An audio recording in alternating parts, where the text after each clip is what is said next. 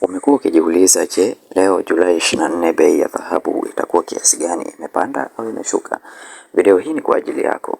Leo tumekuletea bei ya dhahabu Julai 24, 2026 na katika World Market Price USD per troy ni 4105.10 na World Market Price Decisions per gram 3,049,828.67. Mineral Market Price Decisions per gram 3,14,845.80 na Buying Center Price Decisions per gram 307,849.23.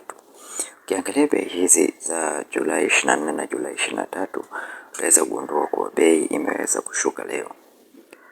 Ukiangalia katika World Market Price USD per troy jana ilikuwa 4170.10 na leo ni 4105.10. Katika World Market Price Decisions per gram jana ni 3,53,323.60 na leo ni 3,49,828.67. Mineral Market Price Decisions per gram jana ni 3,19,791.24 na leo ni 3,14,845.80. Katika Buying Center Price Decisions per gram jana ni 3,12,684.77 na leo ni 3,07,849.23.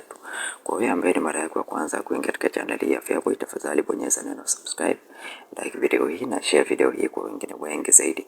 Lakini pia unaweza ukajiunga na grupu letu la WhatsApp, link nimekuwekea katika description ya video hii, na tuambie katika sehemu ya comment section unatazama bei hizi ukiwa wapi, na je, unaweza kuuza au kununua dhahabu kwa bei hii ya leo?